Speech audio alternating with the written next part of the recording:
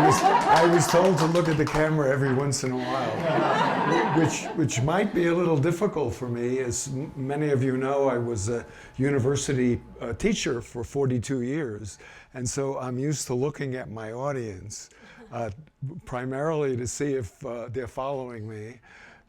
And seeing if they really understand what it is that I'm talking about. So I will look at the camera every once in a while, so the minions out there will be part of the group. So thank you for reminding me of that. And I too thank you all for coming out on this beautiful summer evening and spending time with us. I say us, as Gloria said. We are in a conscious relationship, at least we think we are, in the sense, and you'll see why, and in the sense that it is a path. It's an ever-evolving path. Now, I noticed that when this view graph came up, a number of you saw this line at the bottom. At every party, there are two kinds of people, those who want to go home and those who don't. The trouble is, they're usually married to each other. And that always gets a laugh, and rightly so, because I think what it does is it kind of strikes home at all of us that whether we're in an intimate relationship that is sexual, or whether it's among siblings, whether it's among business partners, whether it's intimate friends, in all of those cases, we do things together, and it may just be that one has a way of doing it and the other one doesn't.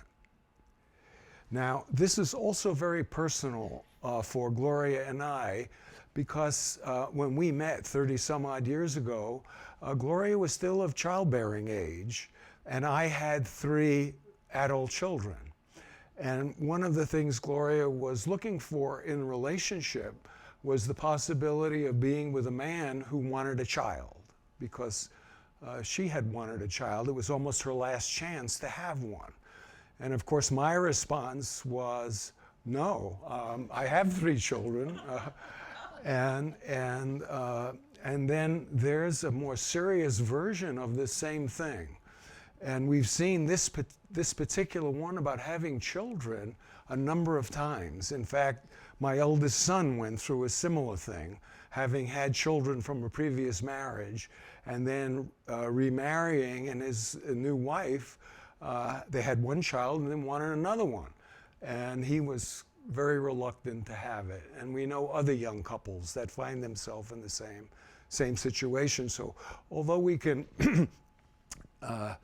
have some laughter about this comment, in fact, we could spend the next 2 hours delving into it, of this particular married couple. What is their astrological sign? What are their Enneagram points? What are their attachment styles?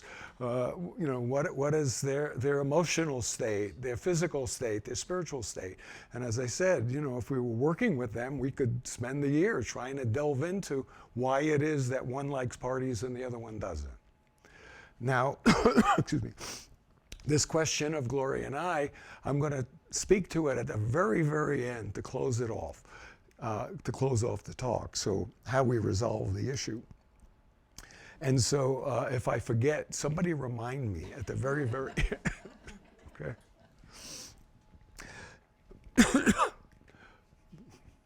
Whoop. How do we do that? How do I get back? I pressed the wrong button. Okay, good. So I'm one who likes quotes. That started when I was teaching, and I would do class notes, or my midterm or final exams always had a quote on it of some kind.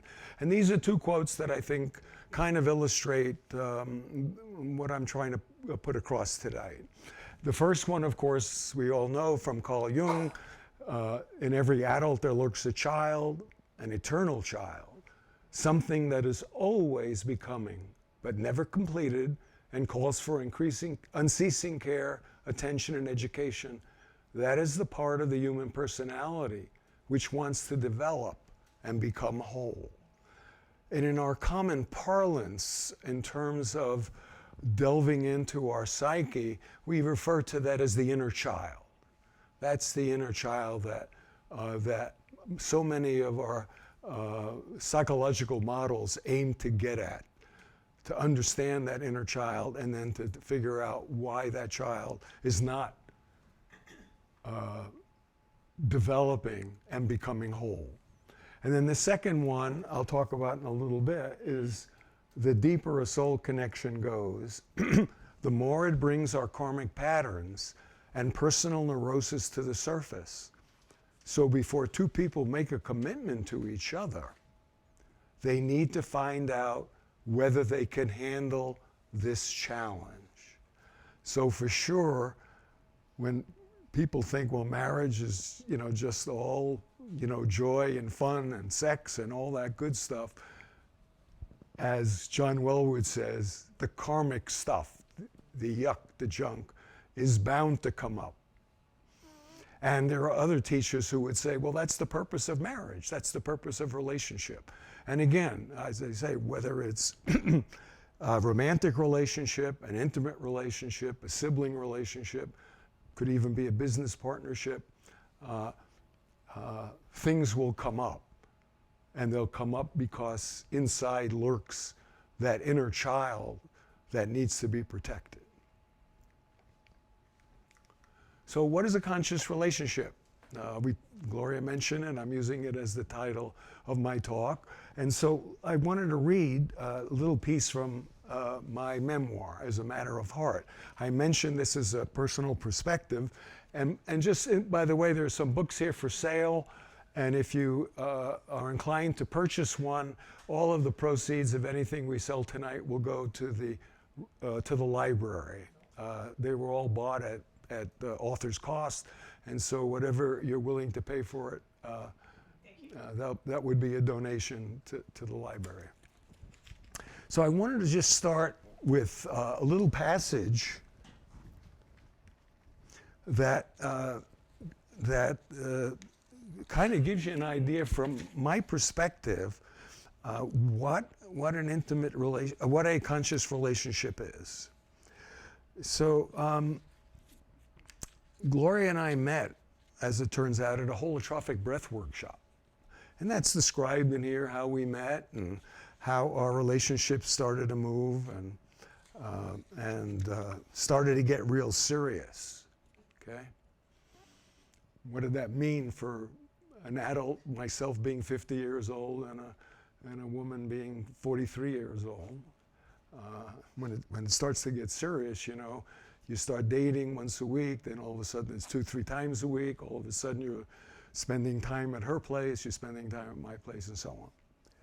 And then one day, this happens. I was about to leave on a trip to Washington, D.C. for a meeting with the Nuclear Regulatory Commission staff who were funding one of my research projects at UCLA. As we were saying goodbye, Gloria handed me a copy of a book she had been reading, Journey of the Heart by John Wellwood. He describes the kind of relationship I would like to have with you, she said. Are you up for it? Gloria opened the inside cover and read a passage to me.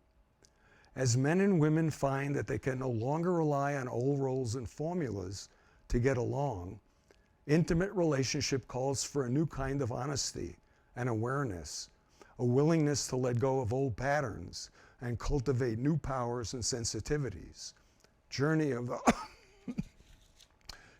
the Heart shows how we can meet this challenge by learning to use whatever difficulties we are facing in relationships as opportunities to expand our sense of who we are and deepen our capacity to connect with others.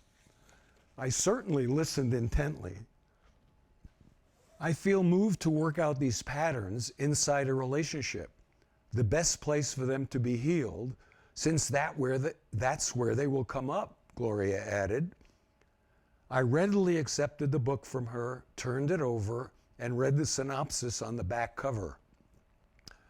Quote, Journey of the Heart offers a new approach to intimate relationships as a path and unfolding process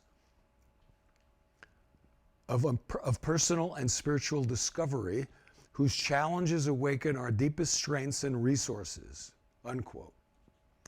I looked up at her, smiled, and with a big gulp, put it in my briefcase. So, you know, I came from a generation where the only thing we learned about relationships was from our parents, our aunts and uncles, and watching some things on TV. For example, Father Knows Best. The Adventures of Ozzie and Harriet.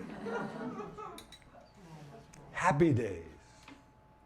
Well, I had been in a marriage previously, and I can say there were not very many happy days.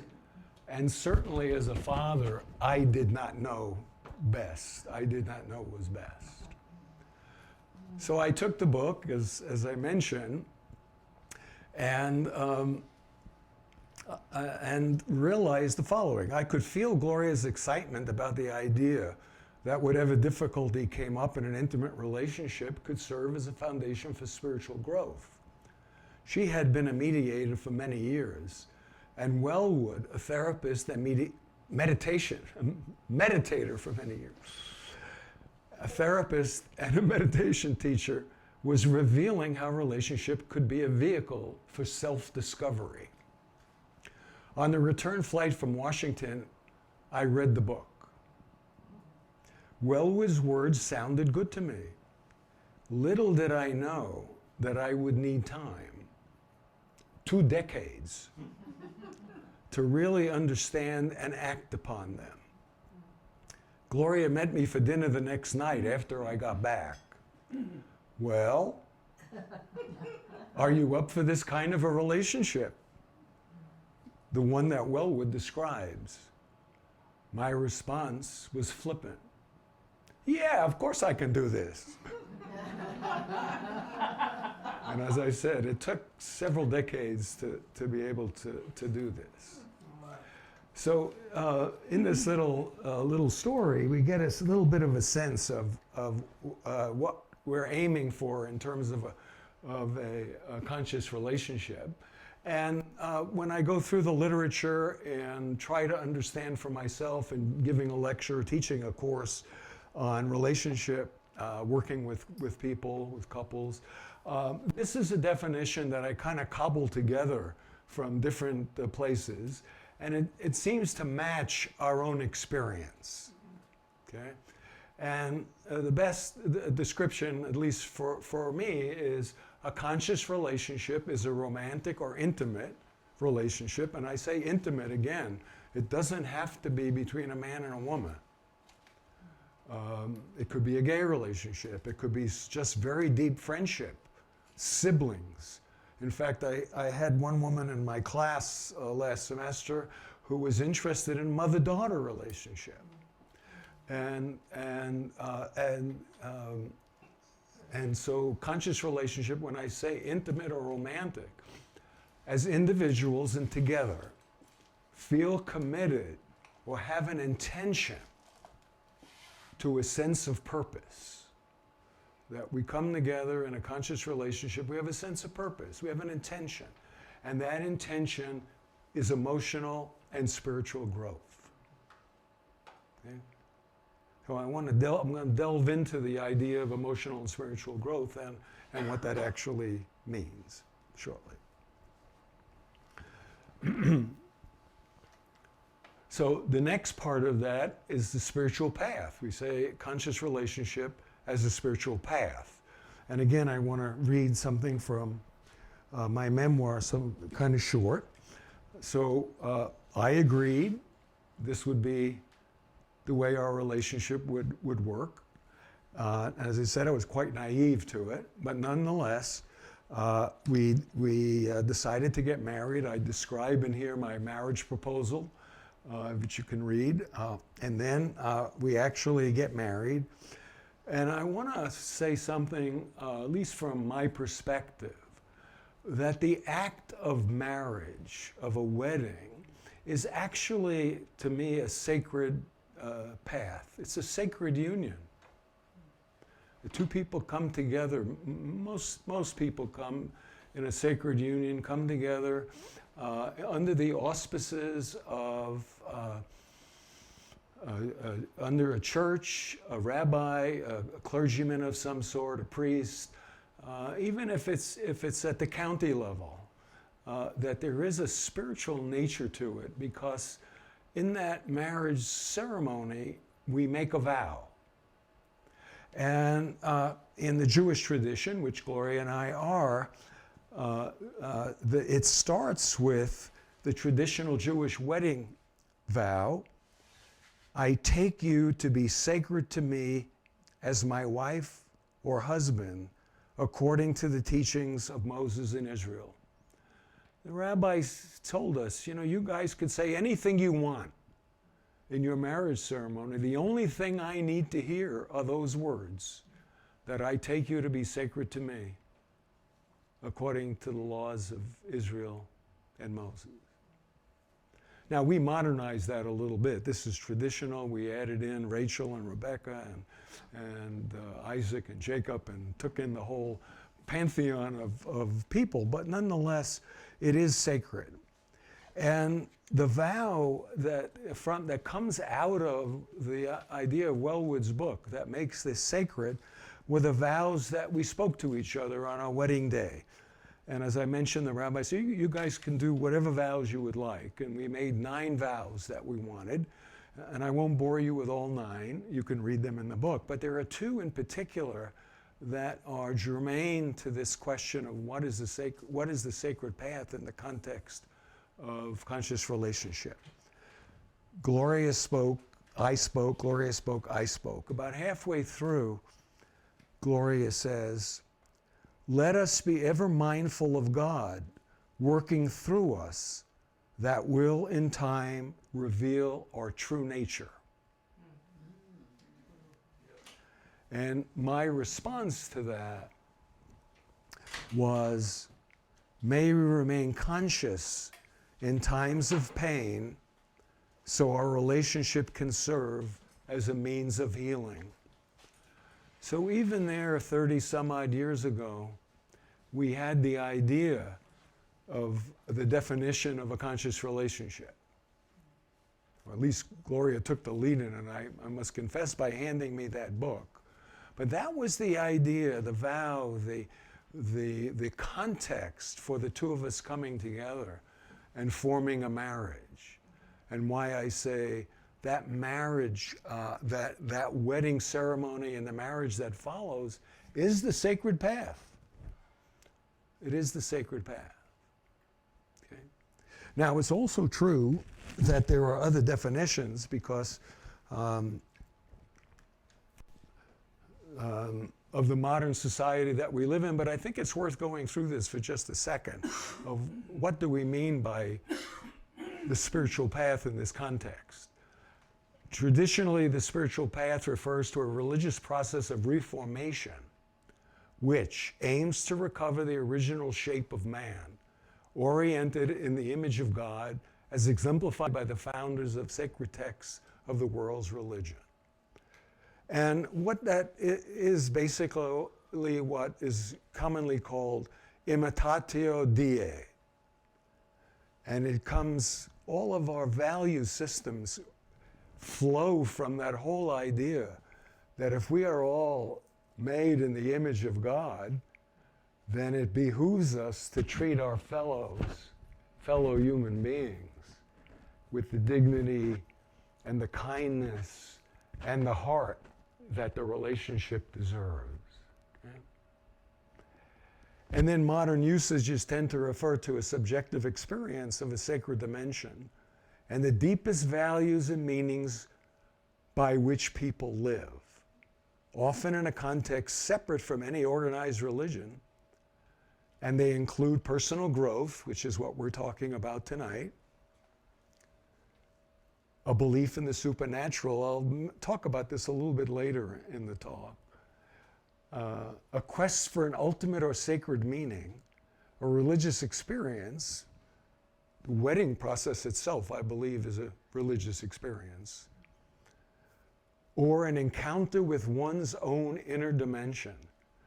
That's the work, right? That's the psychological work, really, is encountering our own inner dimension, finding our authentic self. And that's what I want to continue this talk about. So I'm lay this out first and foremost, and we'll talk about some of these. So the idea is that we come together in a relationship of intimacy of one kind or another, and we're interested in emotional and spiritual growth. That's our intention, okay? That's the intention, that's the commitment. And what is that? And over the years, I've kind of been thinking about this, we've been working this, and to me it comes down to 4 or 5, and I'm not sure what to call them, and I'll tell you why in a moment. They could be steps, they could be aspects, they could be whatever we want to call it. And basically, emotional and spiritual growth means identifying and healing childhood wounding. So I'll spend most of the talk on that, actually. Deconstructing the behaviors, compensations, and strategies that protect the inner child from experiencing the wounding again and again and again in relationship. Developing and articulating and aspiring to live by a set of values or principles. In our work, one of the things we found pretty early is that many couples come together, they've been together 10 years, 15 years, 20 years, and when you ask them, well, what's your value system? What's the sense of values that the two of you operate under? And they kind of give you a blank stare. Now, we had one major value right at the beginning. We were going to use our relationship as a spiritual path. So I want to spend a little time at the end of this on some ideas regarding a set of values. The next one is acquiring communication skills that guide a relationship towards equilibrium or stability or homeostasis.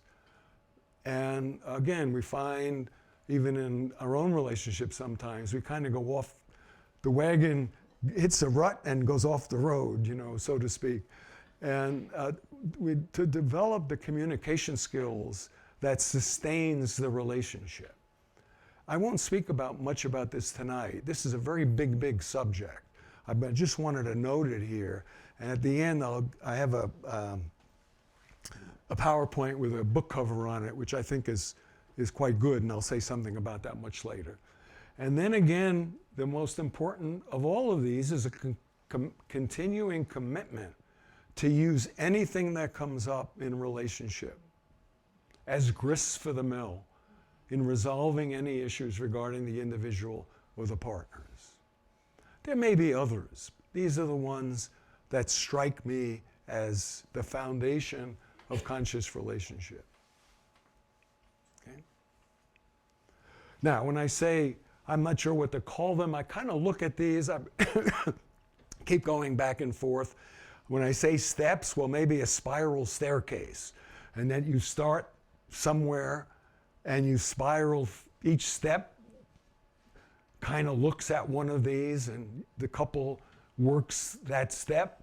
And all of a sudden, you're back to where you started on. And now you start again, but now you have a little more resolution, a little better sense of what it is that you're doing.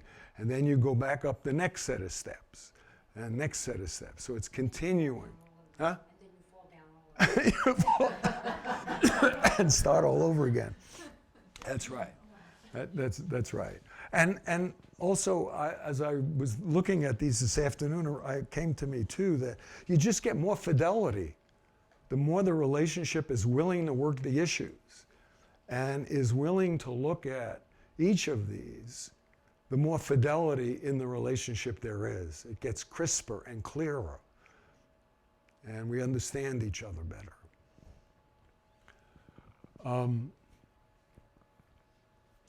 Yeah, so that's what I want to say about this.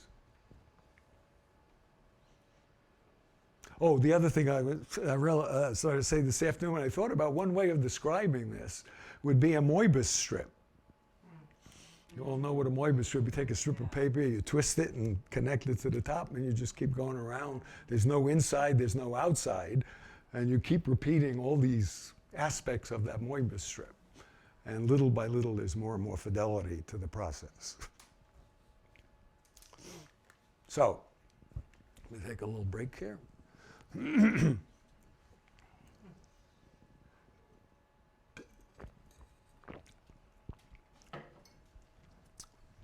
I just want to back up. So I want to talk about identifying and healing childhood wounding, okay, as the major part of tonight's talk, and somewhat about deconstructing the behaviors, compensations, and strategies. And then, as I said at the end, a little bit about values. So I want to read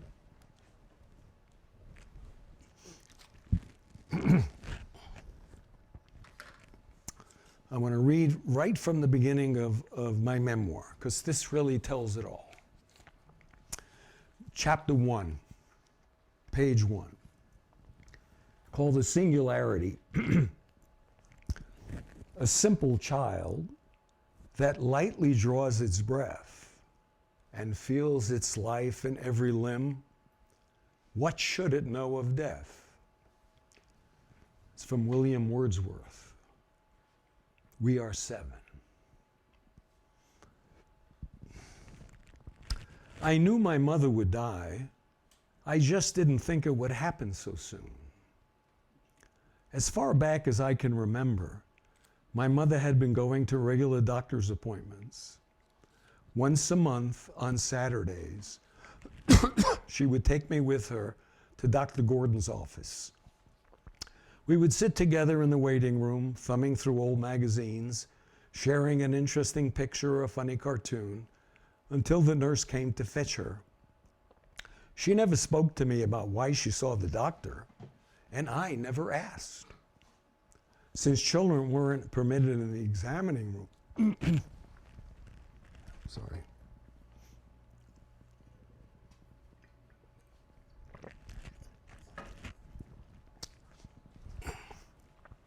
Since children weren't permitted in the examining room with their parents, I'd wait for her alone, flipping through issues of National Geographic.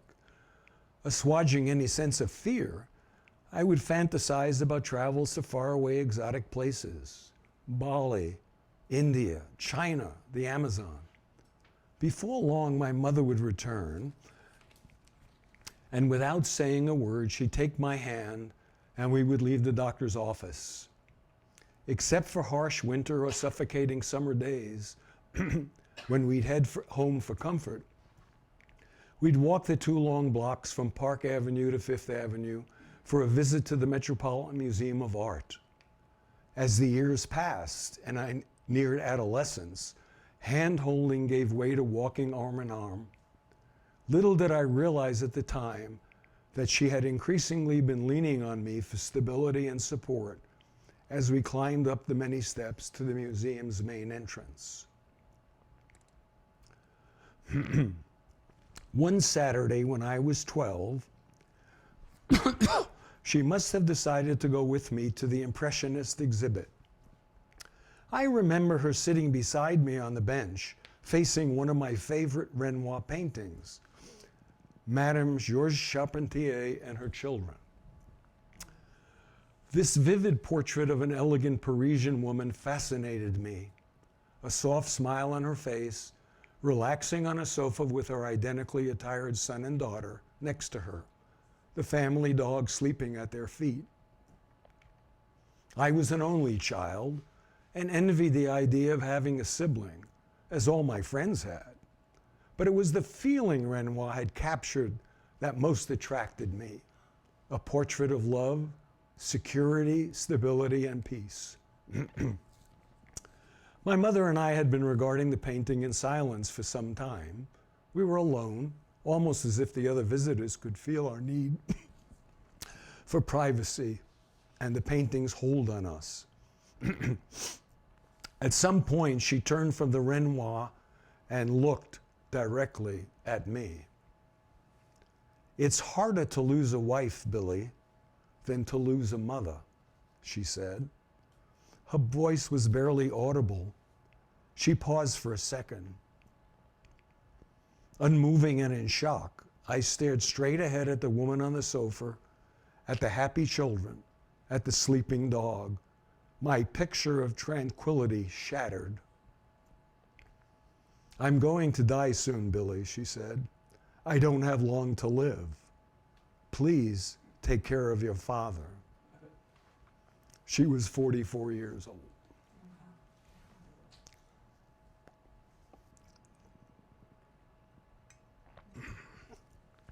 One September day in 1952, soon after starting the 8th grade, I arrived home to find my cousin Renee waiting for me in front of the apartment building where my family lived. I froze. Why is Renee here? Something must be wrong. 10 years my senior, Renee was like an older sister to me. She had taken care of me on those rare occasions my parents went to a movie or a Broadway show. And at the age of 8, I had slept cuddled in her arms when my mother was hospitalized after surgery. A cold shudder ran down my spine as Renee took my books from me without speaking a word and beckoned me to follow her up the 3 flights of stairs to our apartment. The front door was slightly ajar. My father opened it as we arrived. "Mother won't be with us anymore," is all he said.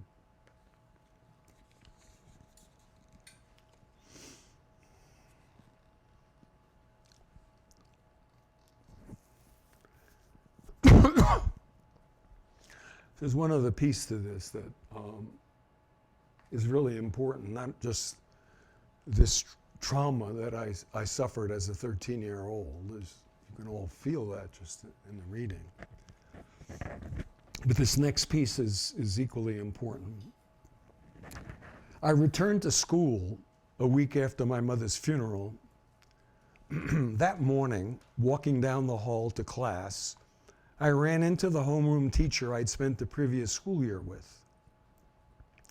Knowing my mother had been suffering from cancer, she stopped briefly and asked me in a very cheery voice, "How is your mother doing?" Just as I hadn't been prepared for my mother's death, neither was I prepared for any such question. How does a 13-year-old boy explain that his mother was no longer doing anything? How does he say, for the very first time, "My mother is dead"? I opened my mouth to answer her, and nothing came out. Tears welled up in my eyes. Terror set in. My universe turned black. I stood there in the hallway, a stone statue unable to move, while the teacher, probably confused, hurried past me and on to her class.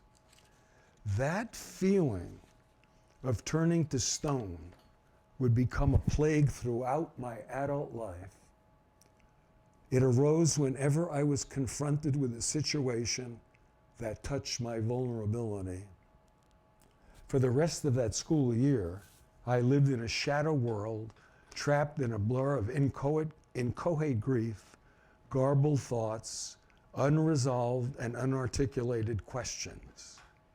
How is it possible that a parent's death is any less painful than a spouse's death, as my mother tried to tell me? Wasn't my father supposed to take care of me? Didn't she have it backwards? Why did this happen to her, or even happen to me?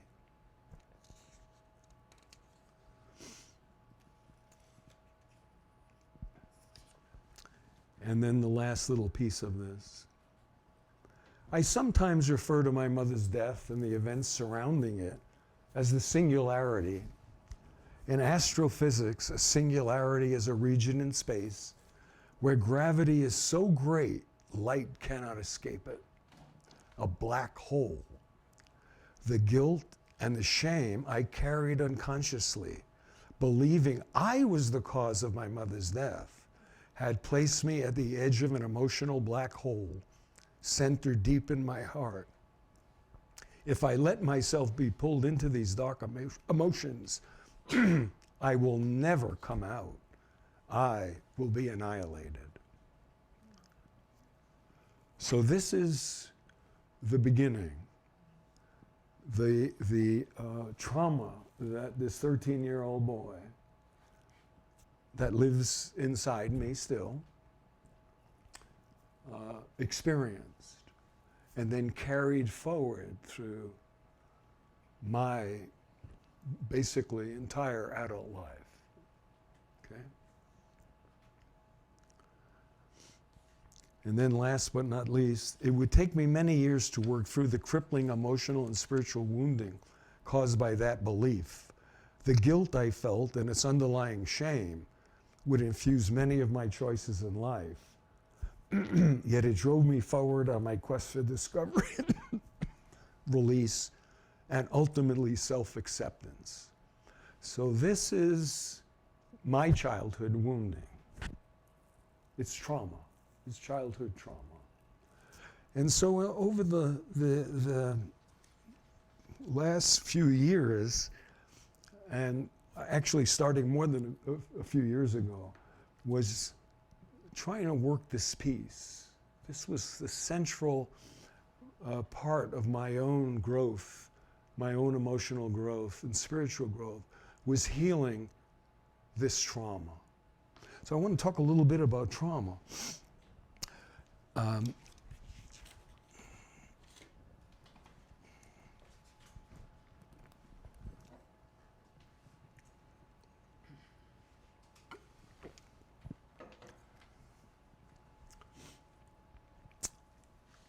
So what is trauma? I just gave you my experience of trauma. Trauma is the Greek word for wound. That's why we call it childhood wounding. Although the Greeks used the term only for physical injuries, nowadays trauma is just likely to refer to emotional wounds, spiritual wounds, physical wounds. Trauma is a person's emotional response, I would say emotional and spiritual response, to a distressing experience. Few people can go through life without encountering some kind of trauma. That's from Psychology Today. And just put a little plug in there. Last quarter, I tried teaching a little class at Ollie called Conscious Relationship as a Spiritual Path. And there were 14 people that enrolled in the class. And one of the exercises we did was each participant took a look at the kind of childhood trauma or wounding that they had. And I was just amazed in a number of ways. Of course, Ollie classes are inhabited by age-appropriate people, and are certainly taking a class like that, have no inhibition to tell you about the wounding that they suffered. And I was just taken aback by the vulnerability and the transparency of the people that enrolled in the class. The effects of trauma. Now, Gabor Mate is considered the expert at the moment of trauma, particularly childhood trauma.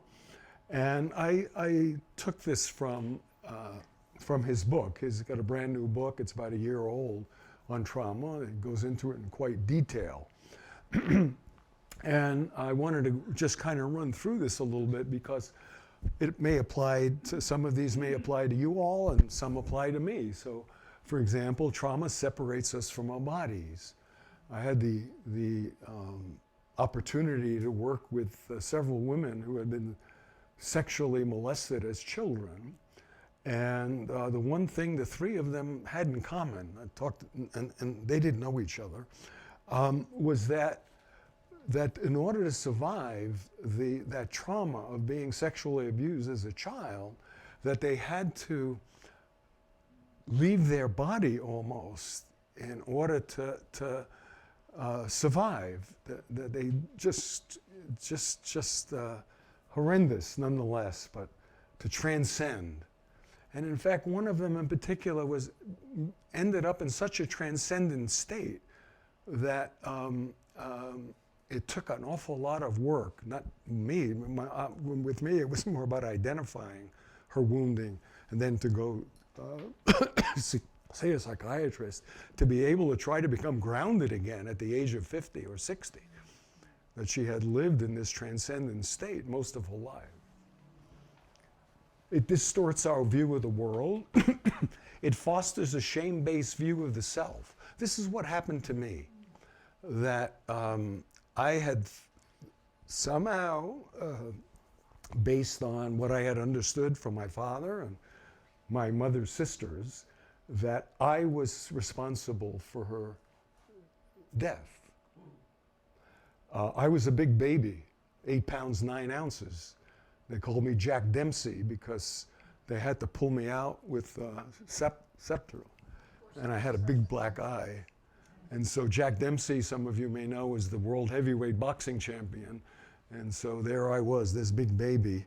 And because I was so big and the birth was so tough, my mother was bedridden for 6 months. And so my maternal grandmother took care of me during those 6 months. And so this idea that there was somehow in my psyche, up until a few years ago, that it was my fault. My birth had actually caused her death. And so it fostered this shame-based view of me. And then being a teenager without a mother, when all my friends had mothers, there must be something wrong with me. Why is it that I'm an orphan and nobody else is? Splits us off from gut feelings, limits response reflexibility. I'm pretty much, as you know, an engineer. I'm pretty inflexible in a lot of things. And trauma alienates us from the present.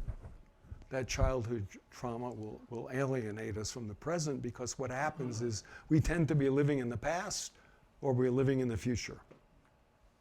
The future looks rosy, the past, keep reliving it. So trauma distorts the lens through which we make meaning or interpret our inner and outer world. In this context, trauma distorts how we relate to ourselves and to other, or to just about everyone and everything we relate to. Well, I want to just come back to this. There's one other little piece of this, just to kind of fill this little piece out about trauma, about childhood wounding, is that the kind of trauma that I suffered, therapists usually, not always, but usually might call that existential trauma, in the sense of it's a life or death experience. Somebody close to you dies, a mother, a father, a grandparent, a sibling. So it's existential. It's about, and then there's what we might call circumstantial trauma. And I've mentioned that already once, is that there are children that are physically abused, I learned, emotionally abused, sexually abused. That's another whole spectrum of trauma. There's a new kind of trauma that I understand with young people these days, cyberbullying. That's a very big topic these days, cyberbullying.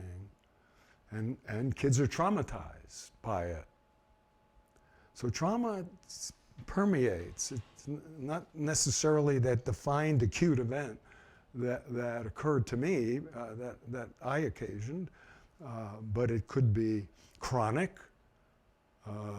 There are parents that even mean well with their children and abuse them emotionally because they don't get good grades in school, or because they don't achieve what their parents think they should be achieving, sports-wise, music-wise, whatever it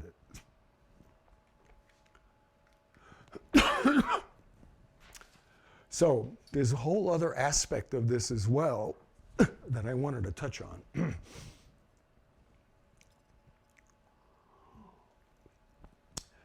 I call it what we got and what we didn't get. What we got, of course, is trauma of one kind or another. Mate calls it trauma with a capital T, all the way on a spectrum to trauma with a small t. I think he would call cyberbullying small t trauma, death of a parent big T trauma, and in between, or abuse, and so on and so forth. Those are things that children get that they shouldn't get, clearly, but they get. And then the question is, what didn't we get? And I go to Daniel Siegel here. Some of you may know Daniel Siegel from his book Mindsight. Daniel Siegel is the one I thought coined the term interpersonal neurobiology. And I thought he had coined the term feeling felt. And in a reread of his book, I found that he actually didn't coin it. What he said was one of his patients coined it. And then he brought it forward, this whole idea of feeling felt. Some of us may know it as limbic resonance. And limbic resonance, of course, or feeling felt, by the best example, if you think about it for a moment, is a mother nursing her child. And you see that resonance between the emotion, between the emotional resonance between that mother and the child, as though nothing else in the world is happening except that event, that occurrence.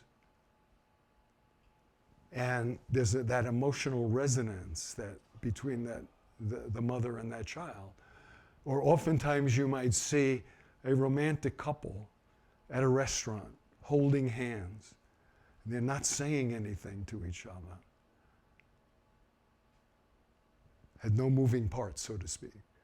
And you can feel there's love flowing between the two of them. There's that limbic resonance, right? You see it sometimes with a small child and a dog. Little girl with her first puppy. You get that's kind of a sense. Or an old woman with a dog. Or an old woman with a dog, that's right. Yeah, absolutely right. Thank you. That's absolutely right. Yeah, I mean, a lot of people think that, I don't know, our experience, let me put it that way, our experience with the dogs we've had is that we do have limbic resonance with them. They feel us and we feel them. No moving parts in that, no language. And that puppy looks at you, or you look at that puppy. Yeah. And I think feeling felt is characteristic. The place I want to go just briefly with this is secure infant-parent relationships. The more infants feel felt, the better their attachment and the sound of their development pathway. Wonderful things happen when people feel felt, when they sense that their minds are held within another's mind, reflects Dan Siegel, a UCLA psychiatrist and prominent theorist in the field of interpersonal neurobiology, as he describes his concept of mindsight. Okay?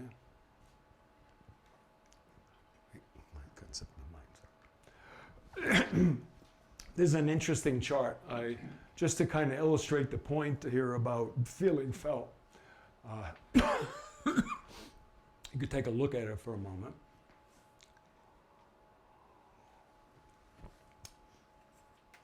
And I thought this was kind of interesting because it kind of leads me to the next point that I want to make. And that is, they call it attachment styles. And if you go over to the column where it says mother's responsiveness to her child's signals and needs, the way I would characterize it, of course, is that's that limbic resonance, that the mother is attuned to that child and is there, can feel the signals, can read the signals, and what that child is needing at the moment. And that's called, when it's quick, sensitive, and consistent, called secure attachment. When it's not, when it's distant or disengaged or inconsistent, sometimes sensitive, sometimes neglectful, or is extreme erratic, then the child doesn't have secure attachment. Now there's a whole theory related to this. We can go into it in detail, but that was not my purpose. My purpose really is just to show that this idea of limbic resonance is really important in the child development. So it's not only the acute or chronic trauma that children suffer. This is kind of another kind of trauma, in a sense, that the mother or the primary caregiver is not quite in tune with that child's needs. These are some statistics they throw up. I don't know whether they're accurate or not. My own guess is that probably 75% of us have insecure attachment at one level or another. And I see people shaking their heads. I mean, it is a rare individual that when you say to them, do you think you had secure attachment? They would say, yes, my mother was the most loving person in the world. And once you start digging into their, into their growing up and so on, you might find little cracks and creases in that. But what does that lead to? What is the emotional reaction or cascade of not being felt as a child or partially being felt as a child? And I forgot to add to this, of course, it's pretty clear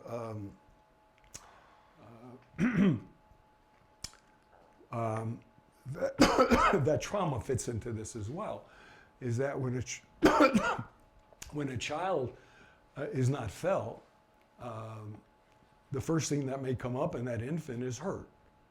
That child is hurt. Maybe hurt because of the insensitivity of the mother. The mother may have other children running around the house, and so on and so forth. Maybe a first child, and the mother is a little insecure about what to do with the child that's a little colicky. All of those things play a role in this. And when that infant is not felt, well, the next thing that happens is there's anxiety. Certainly that happens when a child is sexually or physically abused. It develops anxiety because it knows that that abuse is going to start happening again and again and again. And then the next thing that happens is rage. We all know about the terrible twos, right? Children start raging when they're 2 years old. And then, of course, there's control. Children are taught to try to control their rage, right? That's one thing their parents do.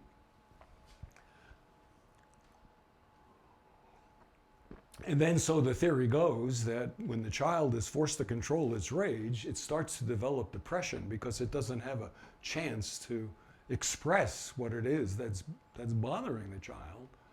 And then last but not least is shame. Shame is like sort of a container for all of this. What didn't I get in my childhood? What did I lose? So on. So this is a little bit of what I call the cascade as a result of not being felt as a child. So the next piece, and when I called them steps or not steps or whatever, was deconstructing the behaviors, compensations, coping mechanisms, or strategies that protect the inner child from experiencing the wounding again. That's what we do. Just about everybody forms some kind of a strategy that will protect our inner child. In my case, it was the professor, and I just wanted to read you a little bit about that. My coping mechanism with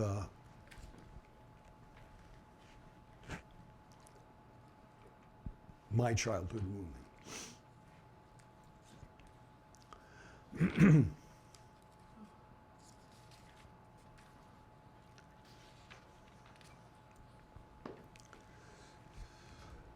So in the Jewish tradition, when you're 13 years old, you experience a bar mitzvah, or bat mitzvah these days if you're a girl.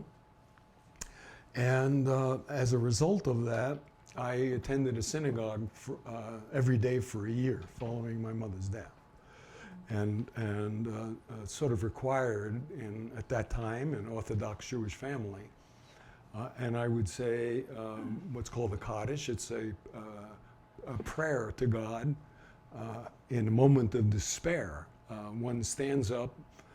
Here I am, 13-year-old child. I stand up in a group of men that are my age now, and I have to recite the Mourner's Kaddish every day for a year.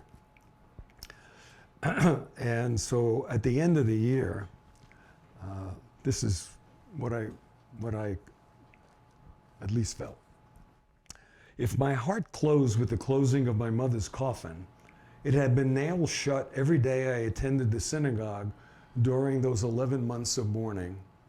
As that year unfolded, the self-consciousness I was experiencing turned to anger, the anger to rage. Through it all, I suppressed these feelings just as my father and grandfather had, and as was expected. At the deepest level, I was pissed. God be damned. When that year of mourning ended, I walked out of the synagogue vowing never to trust in God again. I would be an independent intellectual, trusting the solid truths of the material world. Scholarship became my shibboleth. Teaching became my sword.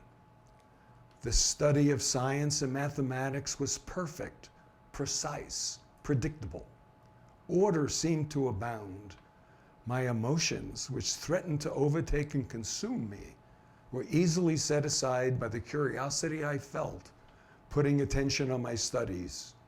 I would sit alone at the kitchen table, sandwiched between a small refrigerator and a gas stove, and the world opened up to me like the workings of a majestic grandfather clock, with everything perfectly fitting together and making sense. I chose a career in nuclear science and engineering, at first because of the promise that radiation could detect and cure the cancer my mother had died from, and later as a pursuit that could fully occupy my attention, allowing me to excel using acute mental capabilities, but asking nothing of me emotionally.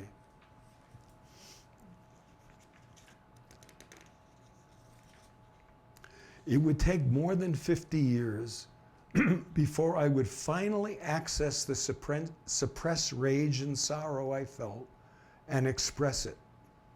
By that time, I was about to retire after a successful career as a distinguished professor of engineering, and my closed heart was threatening to undermine my personal life. Seeking advice, I sat in front of a psychic who knew very little about my academic achievements and nothing about my childhood. In the middle of the reading, she looked directly at me and with a surprised look on her face exclaimed, "I have the distinct feeling there are two of you sitting in front of me." There were indeed two of me. I had constructed a persona, the professor, who stood between the outside world and myself. The professor had a single purpose: to protect me emotionally by ensuring my success in the world. I had taken refuge in my head to avoid the pain of loss buried in my heart. So my coping mechanism, my strategy, basically was to stuff emotions, become excellent at what I did in the outside world at the expense of family, of spouse. My first marriage ended in divorce, my children, and so There's, one thing my son said to me, my oldest son, when he was about to have his first child, and we were talking about this, and my son said to me, you know, Dad, when we were growing up, you were 100% physically available. You were there. About 50% mentally, and maybe 10% emotionally.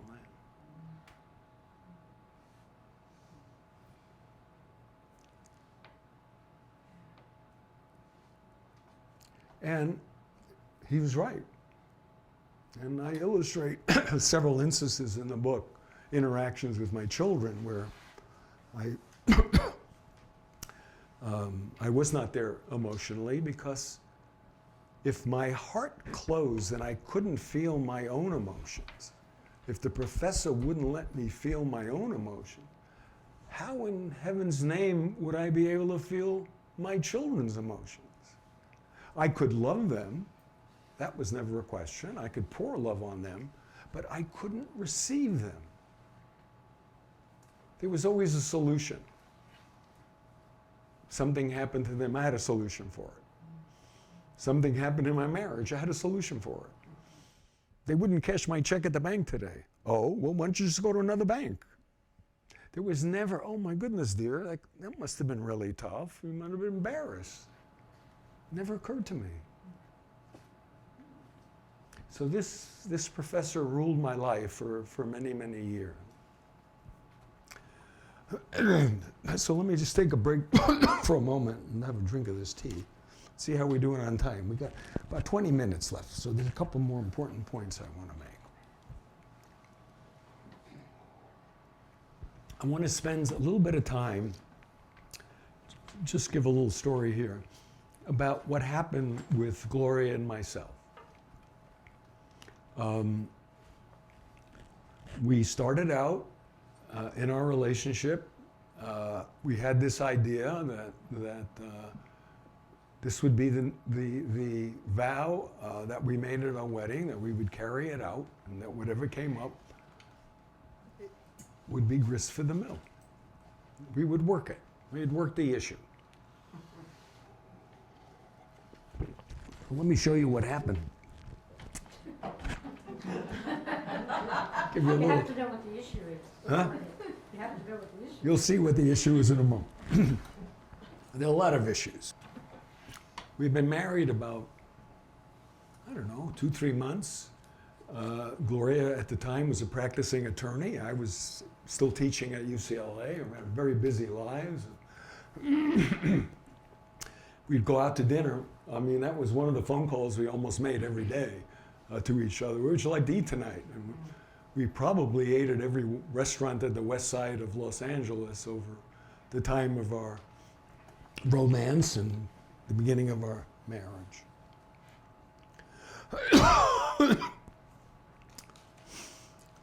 Okay. This is a chapter entitled, After the Ecstasy, the Agony. Or I wanted to entitle it When the Shit Hits the Fan, but Shoshana, my writing coach, I don't know if she didn't quite think that might be such a good idea. But okay. So we've been married, I don't know, 3 weeks, 3 months. We're after the honeymoon. Could you make dinner tomorrow? Gloria asked me one evening, several weeks after our honeymoon. I'll be working late. I don't cook, I announced. Oh? The look on her face was quizzical. Oh? I guess I had succeeded thus far in concealing my feelings about being in the kitchen. Up to that point in our relationship, I'd always managed to find something very important I needed to take care of. Reading a student's thesis, paying bills, repairing an appliance, while Gloria was in the kitchen preparing dinner. Or often we went out to eat. When I invited her for that first takeout dinner in my cottage at Point Doom, I had told her I didn't cook. which I figured was also pretty apparent given the context of my kitchen drawers. Now, there's a funny scene earlier in here where Gloria comes to my cottage, and we've been together just a couple of weeks, and I invite her. She had been in a workshop in Ojai, and on her way back, I said, "Why don't you stop by? I'll have dinner for you." I guess she assumed I was going to cook dinner for her, and I had a bunch of takeout Chinese food, something, and so she sits in there. I only had some pillows on the floor. And she goes into my kitchen to look for dishes and utensils and so on. A pot to heat up the dinner. And she opens the drawers, and all that's in there, she bursts out laughing. So I walk in, and she looks in the drawers. One drawer's got my t-shirts, one drawer's got my underwear, one drawer has my sweaters. Anyway, so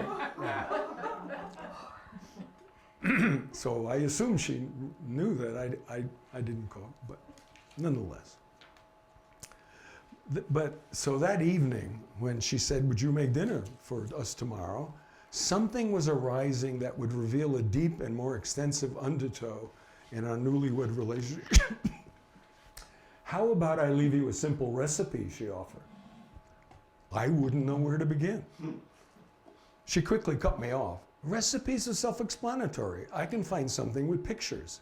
"That's okay," I said matter-of-factly, despite feeling vulnerable. I receded behind the thick layer of fog that often descended upon my vulnerability, was confronted. That fog brought me back to the 13-year-old self, Billy, facing his teacher in the hallway, unable to speak when she asked about his mother. You see, that a second blast of trauma also stayed with me. So when I'm confronted, here we are, newlyweds, we have a wonderful wedding, wonderful honeymoon, all these things, romance. Here's a question that I can't deal with because I can't cook. The day after Gloria's request that I cook, I probably ended up just getting some takeout on my way home, with the excuse that I had a busy day too, which I'm sure was the case. Over time, the dense fog separating the vulnerable, confused boy inside from the puzzling onslaughts of the outside world had become a thick defensive wall, providing protection from anything painful or embarrassing. It was a rampart the professor found useful in supporting an identity that assured him a sense of value. The wall guarded the incongruity between my inner feelings of vulnerability and my outward actions, my facial expressions, body language, and the words I spoke were elements of a well-practiced attempt to sustain my exterior identity and to protect the vulnerable, unsure boy inside. So this is the first place, I think, in our relationship where this actually came up. But what happened, of course, is it continued to come up. Much to my chagrin, the cooking conversation continued to come up, always fraught with my defense's excuses. Gloria would say, "Well, could you prepare the dinner?" My father didn't cook, so I didn't have a mentor.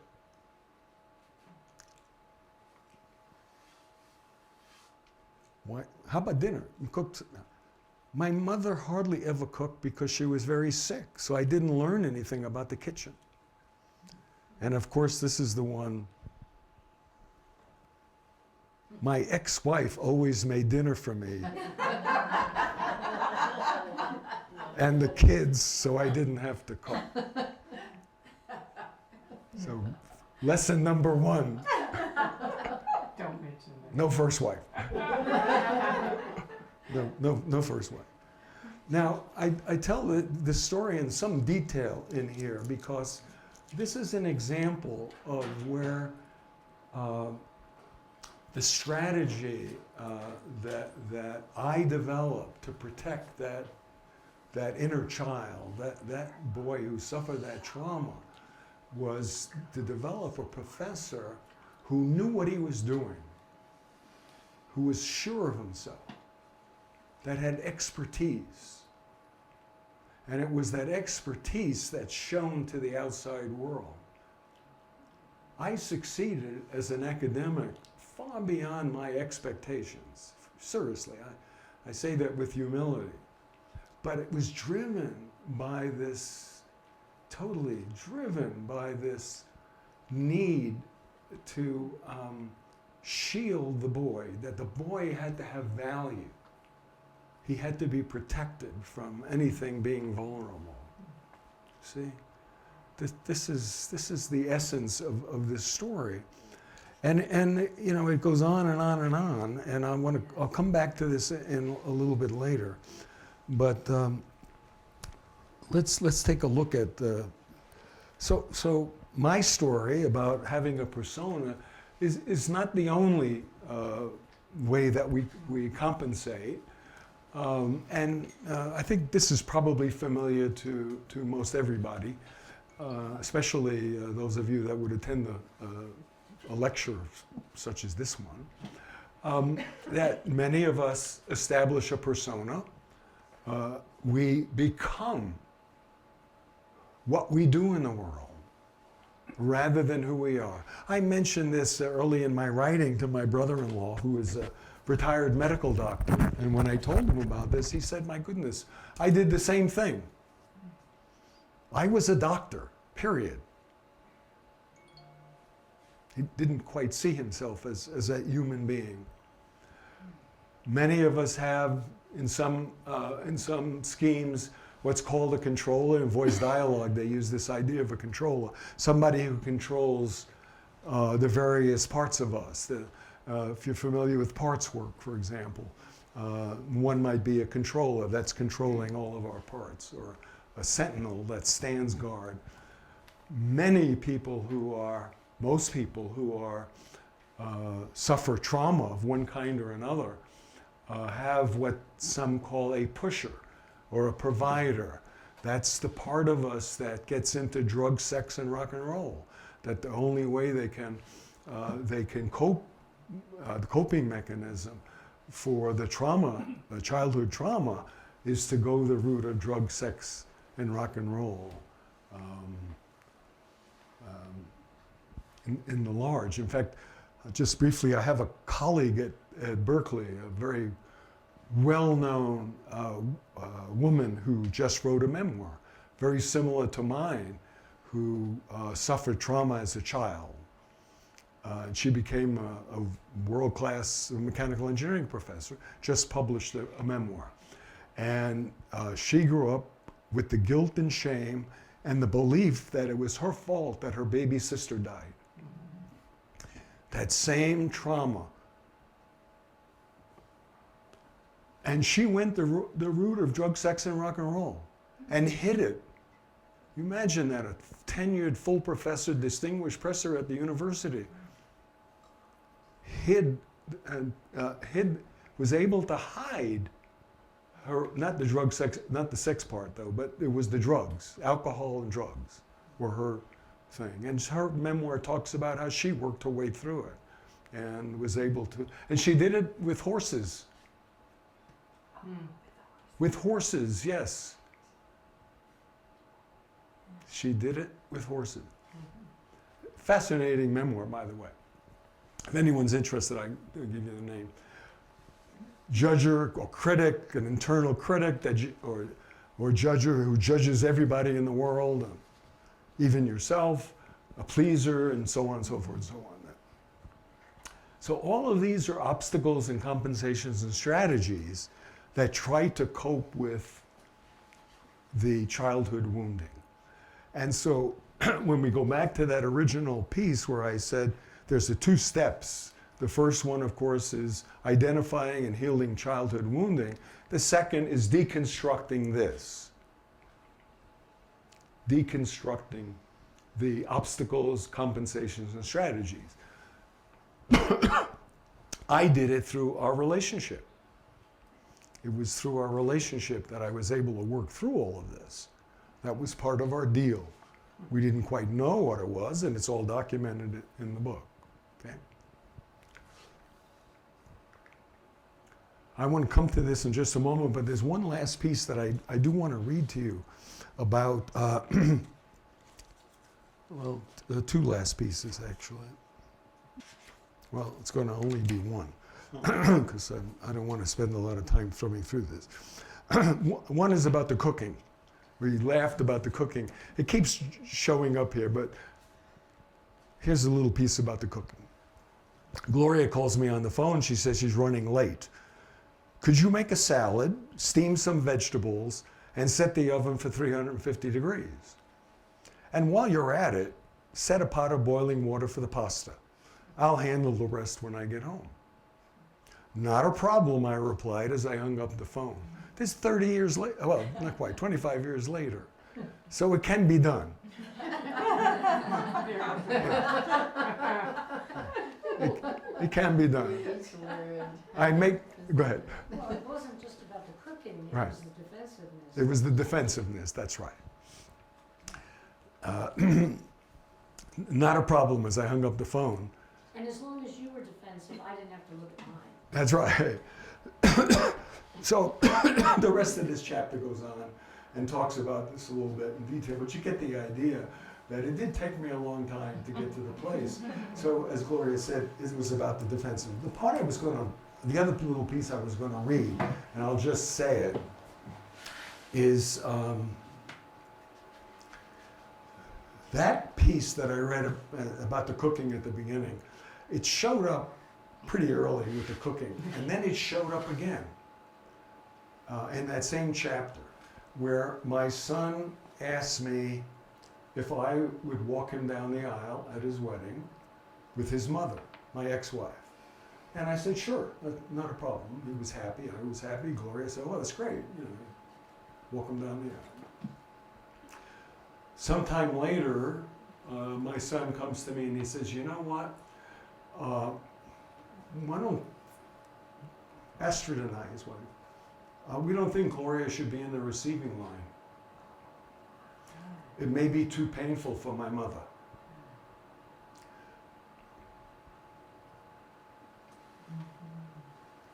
Here's my dilemma. I have a son who has an idea of what he wants for his wedding, and then I have a commitment to my wife. And this has brought up all kinds of stuff. At first, Gloria would say, well, what are you going to do? And I'd say, I don't know. What are you going to do? I don't know. Stop asking me. And again, you can read this and see how the sequence rolled out.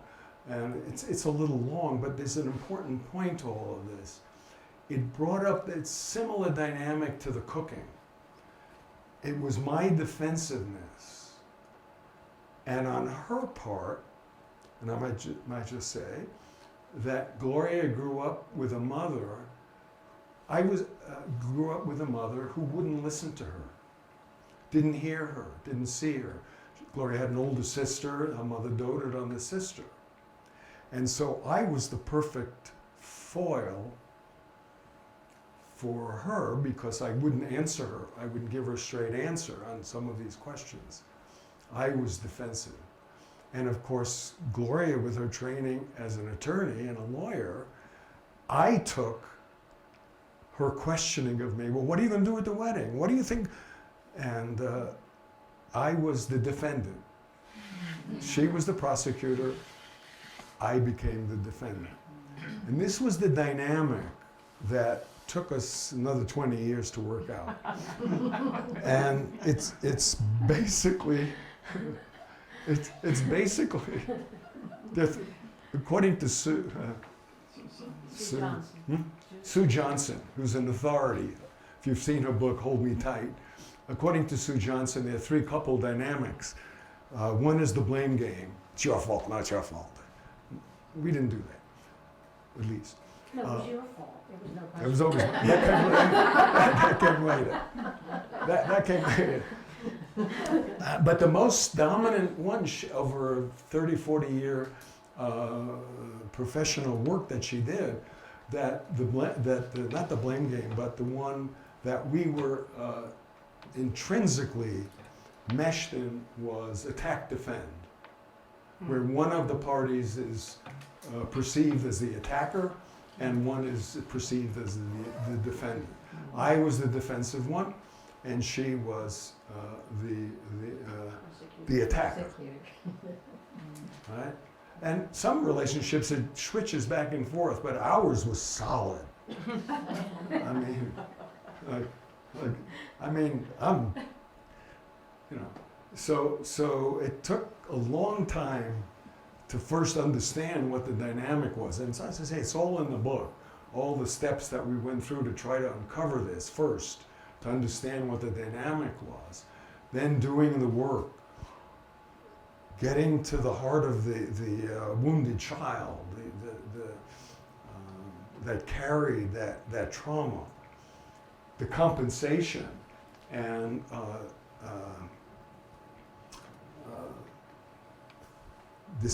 having the compensation disintegrate, which it finally did.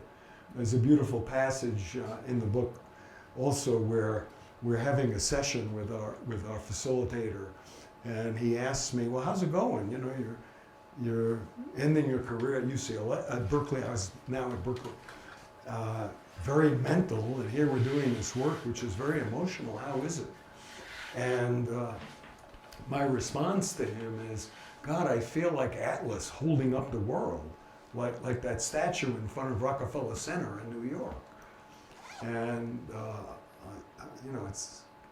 and he looked at me and he said, you know, what if it were a strength rather than a weakness?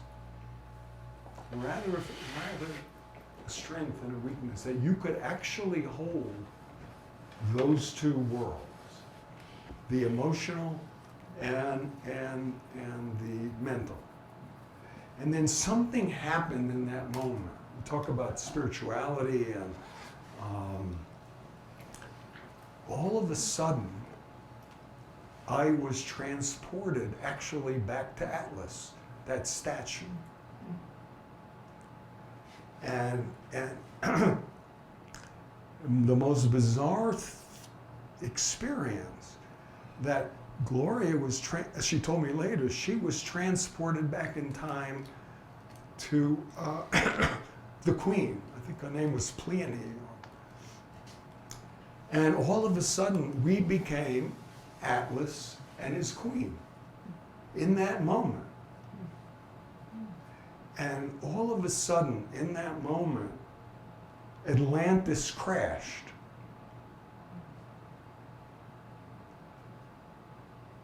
And the professor crashed. And it crashed like a wrecking ball. You ever seen a movie of a wrecking ball hitting a building that's supposed to come down? And it crumbles. It was in slow motion, in real time. That's what I felt. And I welcomed her back into my life. And things were never the same after that. That moment in time changed everything. Of course, there were a whole bunch of other things to kind of clean up, but that actually changed and from there we could now begin to work at a much deeper level the issues. There was no defensiveness. No, I shouldn't know. Of course, there's always defensiveness that comes out, but that defensiveness of mine crashed, it crumbled. And that push on her side, that lawyering, that attack mode, that crumbled. And that was the gateway to the work. We could do it. We could be vulnerable with each other. And we could resolve the issues that we came up with. So Gloria and I had an opportunity to go to the Netherlands. I gave a lecture at Delft, at the University of Delft. It's it's the MIT of Europe, is Delft. Well, one of the MITs of Europe, you might say, and I gave a lecture there. And what we decided to do was take the train to see the Muritzhuis. I think that's how you pronounce it, the Muritzhuis. The Muritzhuis is in The Hague, and it's a major museum. It's the major museum in the Netherlands. And it had just been reopened after renovation. So I'm going to read you this piece. Let's see. Yeah. Okay. So first let me just say, you know, the museum had two grand stairways and then the galleries all around the top. And it's like a Monopoly board. You know, you go from room to room to room to room. In visiting the museum, we were anticipated seeing Vermeer's best-known work, The Girl with the Pearl Earring, for the very first time. As we turned into the Vermeer gallery, we were both struck by the simplicity of this beautiful painting, a timeless rendering of a young girl looking at the viewer over her shoulder, her body slightly turned away, her face bright and full light, her hair covered by an oriental turban and a pearl dangling from her left ear. Noticing her slightly parted lips, I felt she was about to speak to us, or perhaps she had turned towards us because we startled her. The painting left us breathless. We were equally struck by Vermeer's view of Delft as he saw it more than 350 years ago. His simple likeness of the cityscape, rendered from across the harbor, looked very much as it does today, albeit with large freighters and modern buildings. And then I go on and describe a little bit more about the museum. As we moved effortlessly from painting to painting and gallery to gallery, I felt fully present with Gloria. As we turned another corner, I was immediately drawn to a Rembrandt self-portrait, one of his last portraits he completed during the year before he died. I was taken by the introspective look on his face and the softness of his eyes, the windows into his soul. Here was Rembrandt in a remarkable, self-probing, and utterly honest examination of the artist as both outward and inward observer, as a participant not only in his own life, but also in his own moral growth. His eyes seemed to be staring into the face of his own death, a stance I'd avoided since I'd been a boy standing at my mother's grave. Averting my eyes from death in those days of my youth kept me half alive as an adult, unable to fully open to life, incapable of fully loving. Yet here I stood, still timid, though I was now unafraid to glance in that direction and embrace the curiosity I sensed at Rembrandt's honesty. I saw Gloria at the end of the room, gracefully engrossed in another painting. As she studied the painting, her mature beauty took my breath away once again. Leaving the Rembrandt, I stepped toward her, accepting the realization that the next journey would entail our separation at some unknown point, but with the willingness to feel the beauty and the catastrophe of this life, to feel it all, the ultimate dichotomy. Like Rembrandt, no doubt, I'd looked deeply into my being, my fears, my life, and my morals, and now ready for the final chapters. As we left the museum, I realized perhaps for the first time as an adult, that I had been there with my beloved as a mature man, unfettered by the events of my childhood. I had the strangest feeling that the dense fog that had surrounded me for most of my adult life had lifted, and I could now feel the sunshine. Well, I could recall my days exploring the Metropolitan Museum of Art in New York with my mother, ever the observer, sometimes waiting for me in the lobby. I no longer felt Billy looking for her or expecting her to be there waiting for him. This insight felt profound to me, and I shared it with Gloria as we left the museum, arms interlocked, she on my left, close to my heart. We took a leisurely walk through The Hague, discussing the paintings we had so admired. As we walked, I noticed the sidewalk cafes beginning to fill with the late afternoon crowd, deep in conversation, while sipping their espressos or aperitifs. We arrived at the train station just in time to make our way back to Delft as the sun began to set and a light rain began to fall.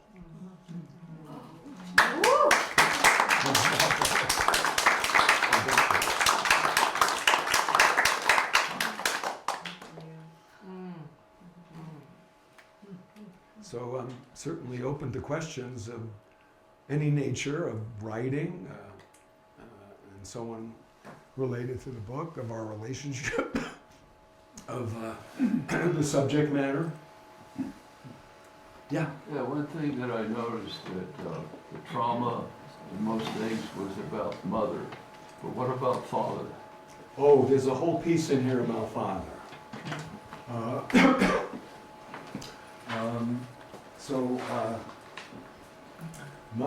Yeah, go ahead. No, that's great. My pleasure.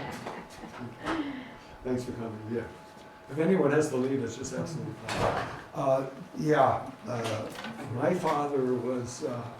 Yeah, go ahead. You know, my father was a child of the Great Depression, and so he had to stop going to school and support my grandparents because he was the oldest. And so he never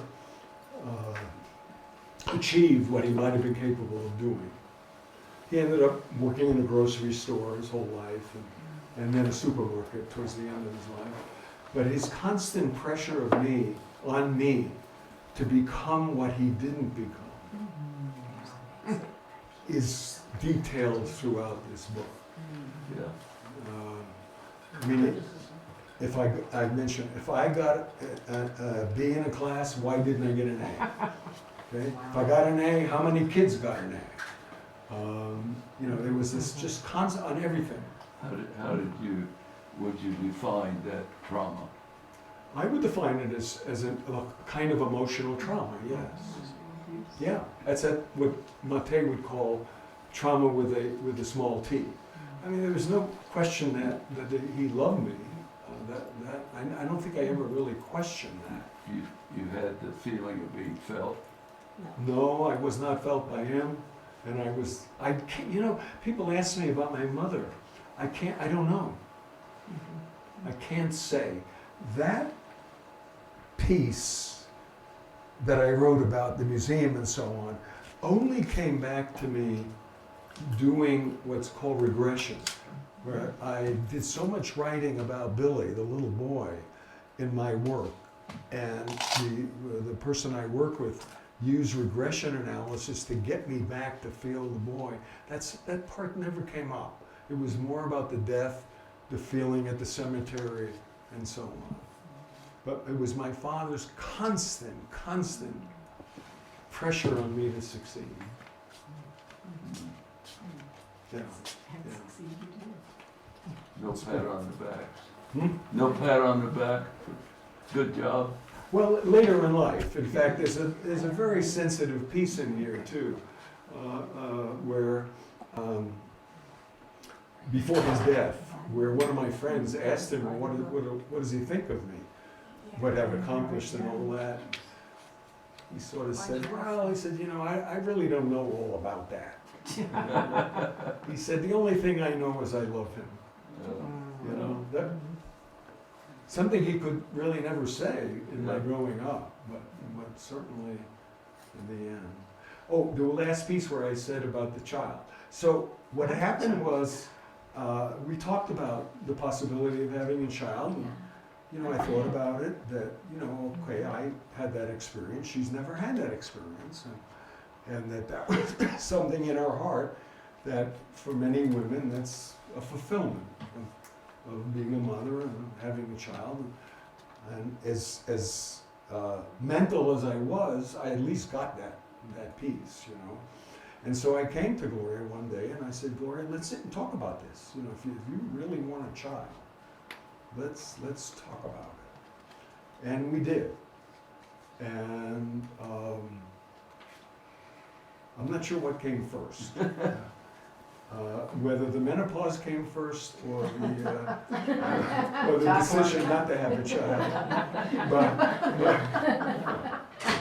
But Saved by the menopause. You talk a lot for a long time. No, but let me. Yeah, well, please tell us from your The story, perspective. really, the truth of the matter is that he came to me one day and he said, and this was like really amazing, he said, if you really want a child, and I wasn't talking about, I had let go. I went off to this meditation retreat, and somewhere in the middle of that retreat I decided I'm going in, I'm going in and I'm going wherever this thing is going with him, child or no child. But maybe it was a year or two later, he came to me and he said, if you want a child, we'll do it. And like I said, then I was confronted. Oh, right. And, we already saw that we had a lot of work to do with each other. And I realized that if I had a child, that would shortchange what we could do as a couple. And me as a human being in that coupledom, that now was really evident what needed to be worked on by the pattern of the conflicts we got into. And so it was my ultimate decision to not do it. So just to say. And I also want to say one more thing. Because I said I'm not going to talk, but now I can. I give myself permission. Is that Bill talks about how mental he was. And he has a big brain, there's no question about it. And the defensiveness. But when I met him, I felt his goodness and his heart. And I was living in LA. And anybody who's dated in LA for any period of time will know that there are many people that you might meet who are not operating with that kind of heart space. And so I recognized that he had a heart that, like a lot of these guys that I would meet who were on the spiritual path were trying to get to. And so I recognized, and that was who I fell in love with.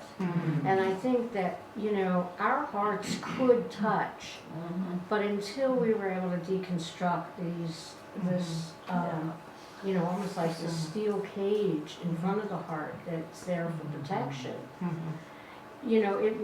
the heart would touch by accident rather than at will.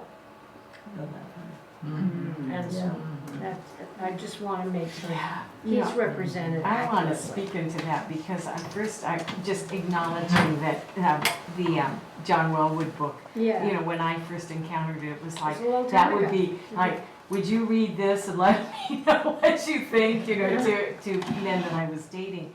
But what I want to acknowledge is, this way you got together, and then really the diligence, what it took, when you're talking, and then that was another 20 years, really the journey that it wasn't just add water, and,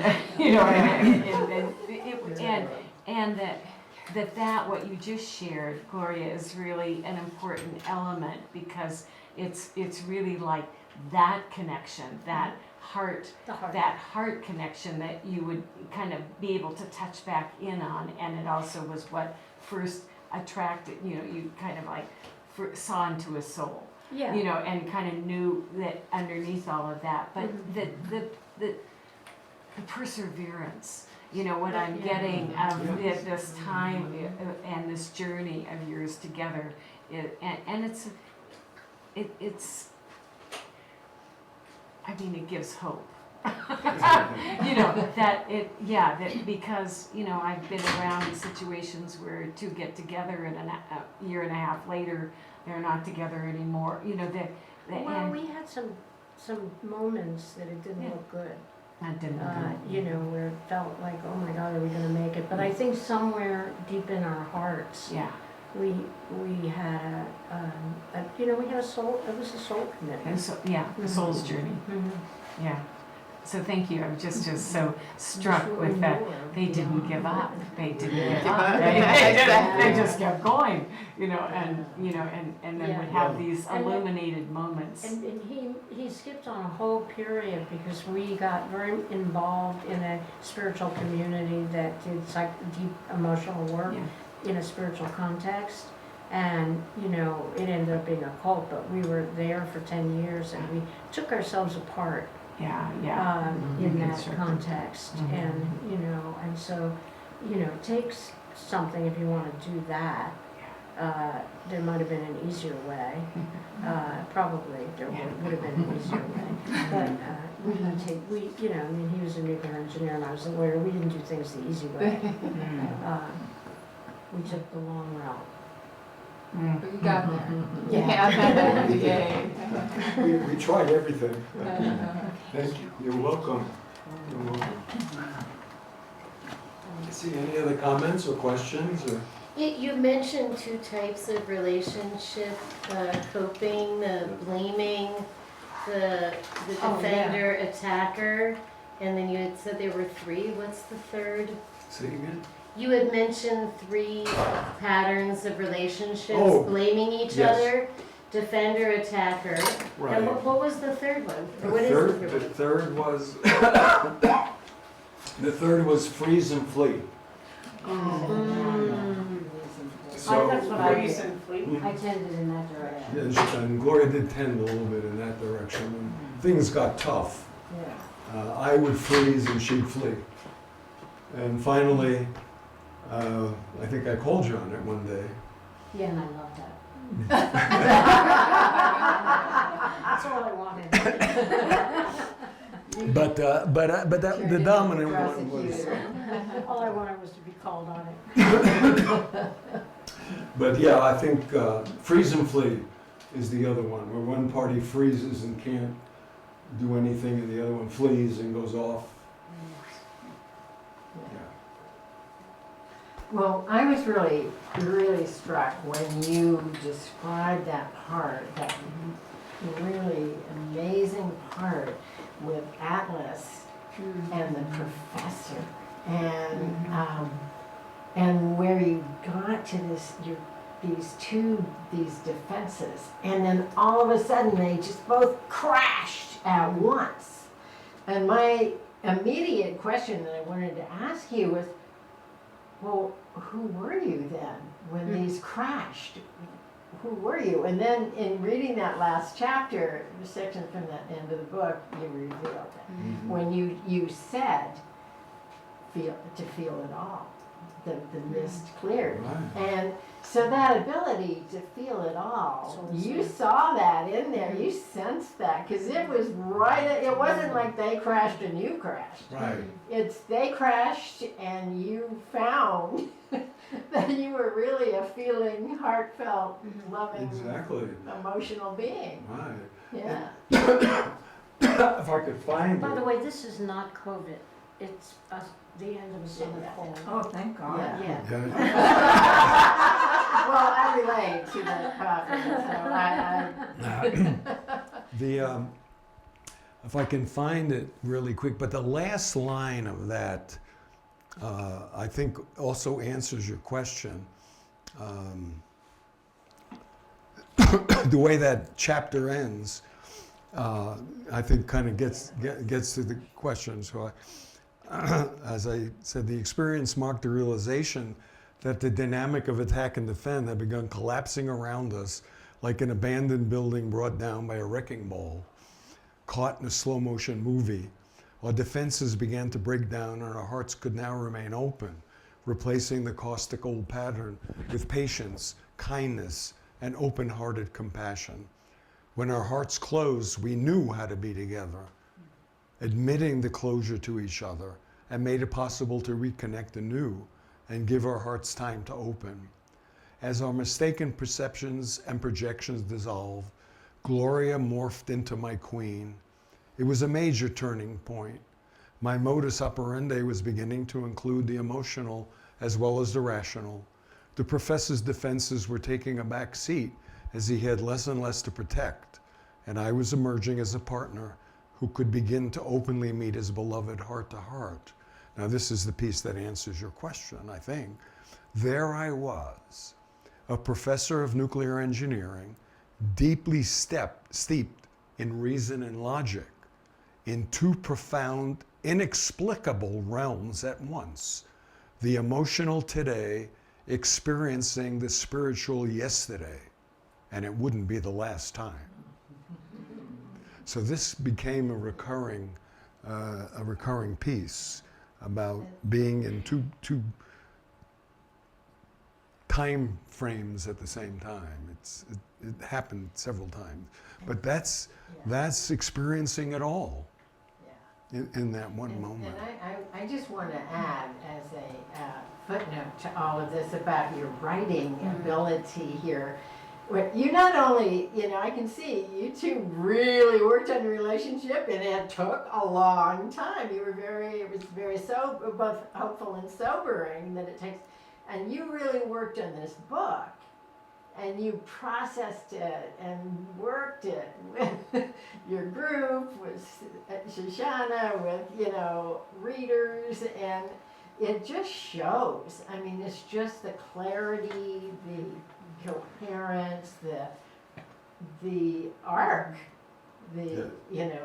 just the arc of that story thank is you. so clear. So thank you. Thank you. Yeah. And I want to attest to the truth of what is in this book, not only their process, but as some of you here know from just witnessing Gloria and Bill, it's really true. The way they relate to each other is just what Bill said there at the end. It's a unique kind of relationship that is so honoring, loving, and honest. And that doesn't mean, being nice, right? It's not nice, it's real. Yeah. Yeah. Thank you, Shoshana. You were in there up close and personal. Yeah, but it just is it's so obvious that, and it took all of that. It took how many pages? 250 pages of work. No, it's 400. How many? It's 448. 448 pages of work. Wow. That's Yeah. a long time, And a those number of years. Dedication, true dedication. Yeah.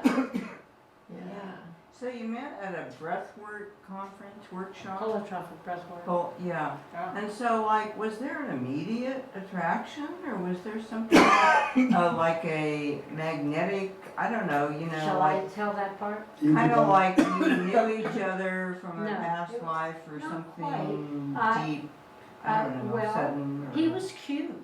There you go.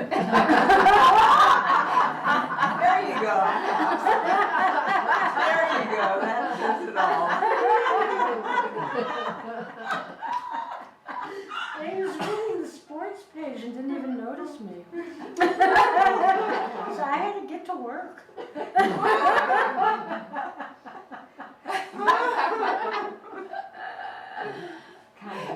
Kind of. It didn't take too much. But I will tell you that there's more to that. A really quick little part of the story is that the guy who was running the workshop was a good friend of mine, And I said to him, "Oh, who's he?" And he said, "Oh, he's a really nice guy." And then, I wanted his number, and my girlfriend, who was being supervised by Kurt, said, "Oh, you can't give the number out. He was your patient. You can't do that." The next night, this is in LA. LA is a big city, right? Oh, I think I had a bodywork session of a friend who was staying at a woman's house, and the woman whose house it was working on a project with Bill at UCLA. Oh, wow. And he was having dinner with this woman. And she said to him, "Oh, did you meet anybody at Kurt's workshop?" And he said, "Well, I met this woman, Gloria." And she said, "Well, there's a woman named Gloria who's coming over." And just at that moment, I walked in the door. So I guess you could say This time. we were destined to meet Wasn't each there a other. bookstore connection But there too? is. A bookstore connection? Hmm? No, you're No? thinking of the bookstore because he used to go into a bookstore in Long to meet someone. Oh, I see. The Malibu Shaman, I Yeah, think yeah, that's what yeah, you're yeah, thinking. But there is a little. But sequel. that's an even better story. A little sequel Yeah. to that. So I thought, well, and then she went off to do this energy work. And so the next day, I didn't know her last name. And so the next day, I called Kurt. And he was in session, and I left a message on his answering machine. And I said, "That girl Gloria, woman Gloria that was at your workshop, I'd like to contact her. Could you get me her contact information?" And I left that message for him. And then I went off to teach my class, and I come back from my class, and there's a message from him. And the message is, "I'm not allowed to give you the contact information for Gloria Hauser, who is an attorney in Santa Monica." Okay. That's a good friend. He was an adorable little elf guy. These folks need to. All right, okay, we gotta go. Thank you for going online.